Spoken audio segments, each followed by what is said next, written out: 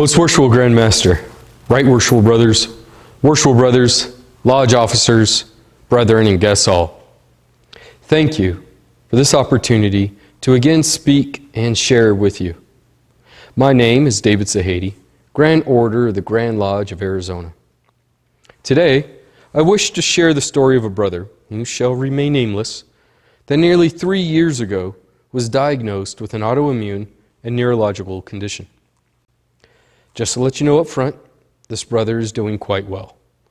I wanted to make that clear before I share his journey and how it went pretty dark.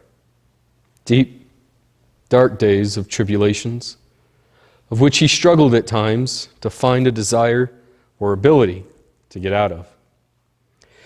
He recalled to me how, as these days progressed, he became less and less present at home, at work, and certainly at lodge.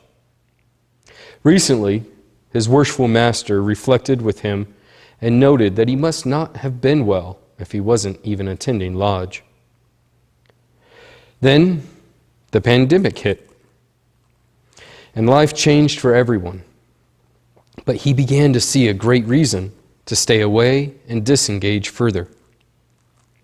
Then one day a brother called and asked if he'd like to help out at the lodge with a degree.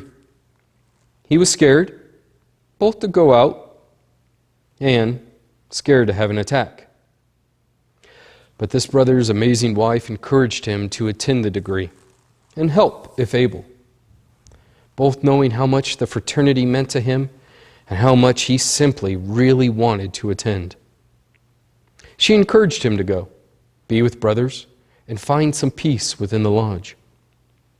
Past commiseration with another worshipful master of his lodge popped in his mind, wherein they would share how upon entering the door to the lodge building, instantly the day's stresses would wash away. He figured perhaps a distraction wouldn't be so bad. After returning home, she asked how it went. With excitement and embarrassment at once, he told her how well it was going delivering the ritual until he had an attack. She listened and gave support, but reminded him to not forget that the brothers were probably happy to see him again and would not judge him simply because maybe he twitched a little funny or needed a little extra help. She was right. And the next day he received a few calls inquiring about his health, and then another invite to assist. Well, he began to study and listen again to our ritual. And slowly but surely he came to find focus again, a relief from his own thoughts and distractions from his distresses. The time he spent with our ritual saw his joy and relief increase. He studied more and engaged more and experienced more. Wonderful outcomes for certain, but what's the point of the story? The point, my brothers, is the relief he began to feel, the allowance to have faith again and center himself in his foundation. The point is the lessening of the fog in his mind, emotionally, psychologically, neurologically, and spiritually. As he recited the ritual, significant improvements in his daily life emerged. It became a mantra for him in moments of pain, discomfort, or stress. The point, brothers, is that with the support of family and brothers, he re-engaged with Masonry and experienced relief. Yes, it is good and proper for brothers to help each other. But what about Freemasonry as a provider of relief itself? That is what this story is about. About the relief Freemasonry can provide to someone or a world in need. We have countless stories such as the one I shared, and it is not unique, but it is one of the souls provided relief by Freemasonry. Not only by the support or charitable act toward a brother, but in the relief our fraternization provided. For that relieved brother's interaction in the world was far friendlier and considerate than who he was before. For he wasn't kind. But by reapplying the compasses, finding his plumb line, and employing the gavel, a more aware and friendlier brother emerged. By the tools of Freemasonry, ripples of friendliness were more likely than scowls. By relieving oneself with the employment of Masonic implements, we have a greater opportunity to feel more compassion in and to the world. I understand there are many paths to show compassion. I simply speak of this one shared with me. There are many brothers out there doing great work for the few and for the many, relieving the distresses of others without recognition or desire for their labors to be known. That is Masonry in action. It is relief, the second of our principal tenets. If brotherly love is the inspiration, relief is the action. It is the expression of brotherly love in the world.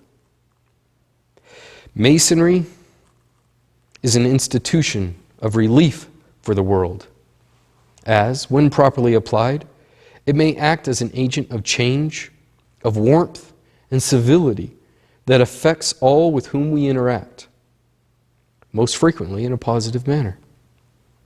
I share with you thoughts on ripples and their impact on our day. Many may remember youthful moments spent skipping a rock across the surface of a lake, or maybe seeing who could throw the furthest rock out into the water, or even lightly breaking the surface of a fishbowl with our finger. They all had the same reaction. Movement from the center point of entrance, rippling out until it disappeared. What has been your experience, my brothers, when we follow the St. John's around our boundary line, as compared to when our boundary line breaks? It's interesting that, in each experience, the majority of the time the response is the same. You get what you give. But we discuss this in our degrees, that idea of acting towards another as we would have them behave towards us. By relief, we are better enabled to actively share more warmth and comfort in the world. Whether it is brothers gathering to help another brother repair his home when he cannot afford to do so on his own, or helping to move another to a new home in the summer in Arizona, or traveling to another community, state, or country to give aid to those in need, or even those serving on community boards to assist those in need. Freemasonry is in every act. Now, this may seem commonsensical to you, but I ask you to really see Freemasonry in all your daily action. Share the strength of Masonry and labor to beautify the world and relieve the distresses of those around you. And in so doing, share a little more light in this chaos that is life. Masonry, through its aid out of darkness, is an agent of change in the individual, from a laborer to the artisan to the builder, at all points erecting our temple, but becoming more refined. Through the application, which is the action of our Masonic implements, we are the better enabled to offer relief.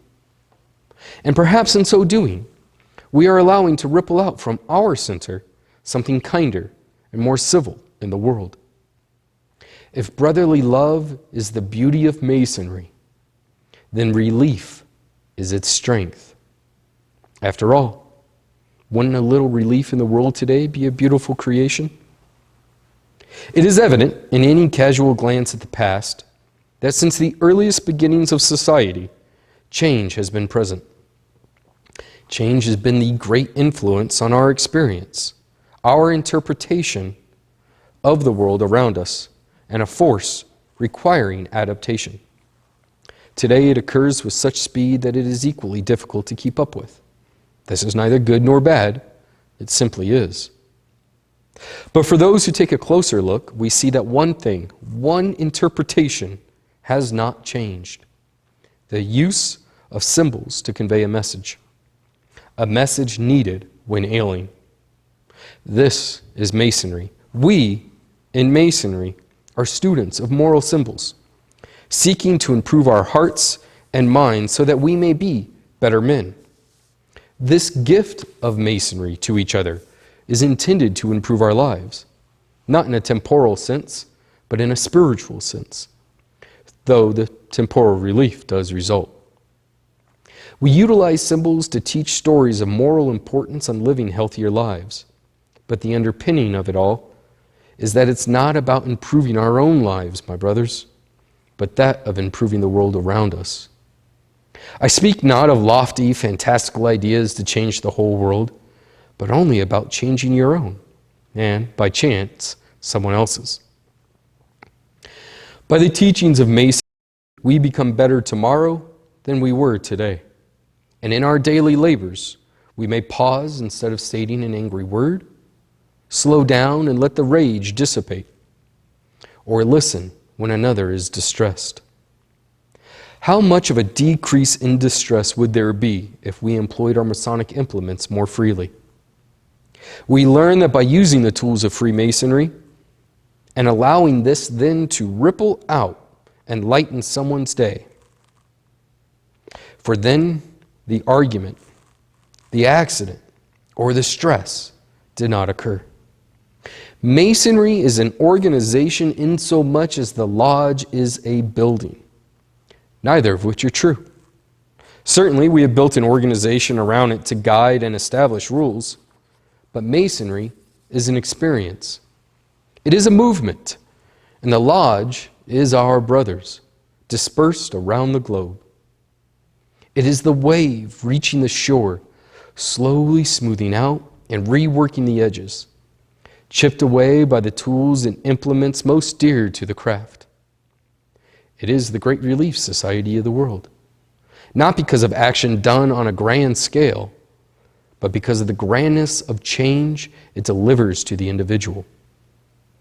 I conclude today with a quote, which has been attributed to a few persons, but I find this version by William Blake to be the most fitting close for today.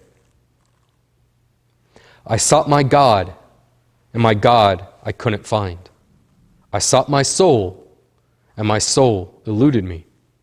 I sought to serve my brother in need, and I found all three: my God, my soul, and thee. Thank you so much. Thank you, brethren.